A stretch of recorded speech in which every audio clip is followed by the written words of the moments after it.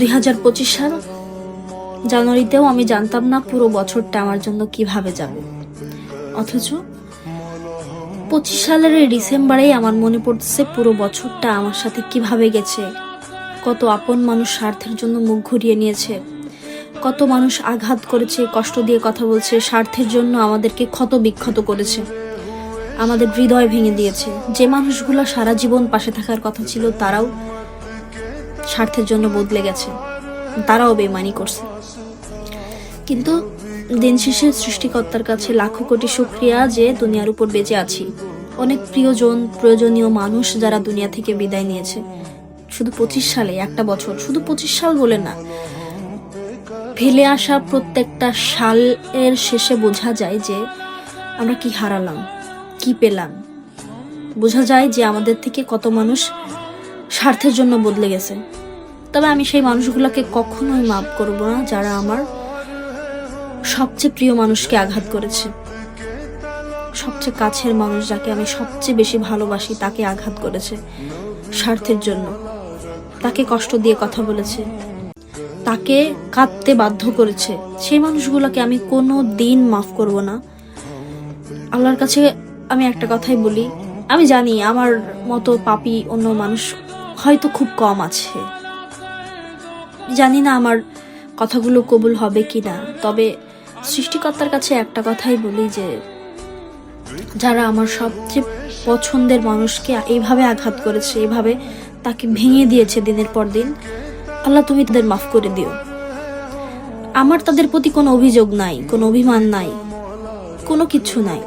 আমি চাই আমি মাফ করে দিয়েছি, কিন্তু আমার সাথে তারা যে কাজগুলো করেছে, আমার সাথে যা করেছে তুমি দেখেছো, তুমি জানো।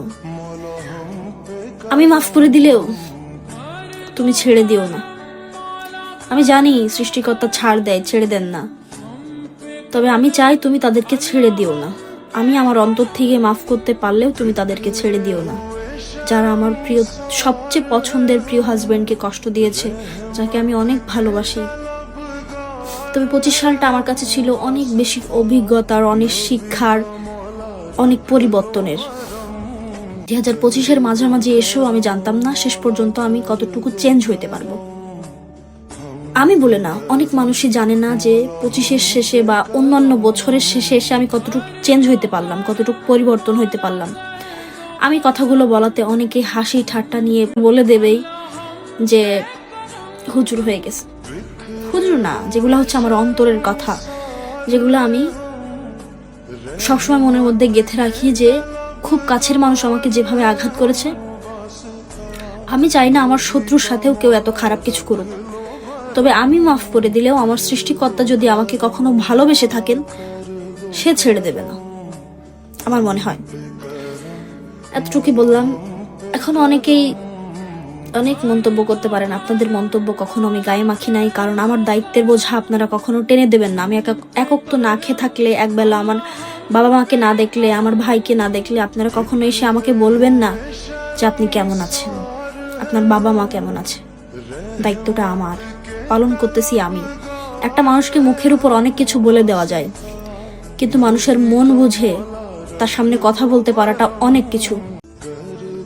আপনি একটা মানুষকে বুঝলেন না, জানলেন না, শুনলেন না, হুট করে তাকে একটা কথা বলে দিলেন, ভিতরে তার কতটা কষ্ট, কতটা আঘাত, সেটা তো আপনি জানেন না।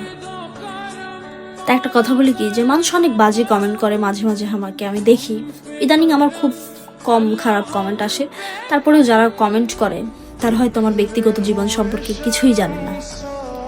একটা মানুষ সবসময় হাসি খুশি থাকলে ভেবে নিবেন না যে তার জীবন অনেক সুন্দর, ফুলের মতো। জীবন অনেক কঠিন। আমি জানি এত অল্প বয়সে এইভাবে কথা বলাটার অধিকার আমার এখন পর্যন্ত হয় নাই, তারপরে আমি বলতে বাধ্য হই, বিকজ আমি দায়িত্বের মধ্যে আছি, আমি অনেক স্ট্রাগলের মধ্যে আছি, অনেক স্যাক্রিফাইস করছি লাইফে, অনেক, যেটা বলার বাইরে। আসলে যাই হোক, ভিডিওটা অনেক লং হলো, তবে আমি কিন্তু কোনো কথা কাউকে ডেডিকেট করে বলি নাই বা ইনডিরেক্ট কাউকে খোঁচা দিয়ে কথা বলি নাই, এতটুকু মনে রাখবেন। Thank you.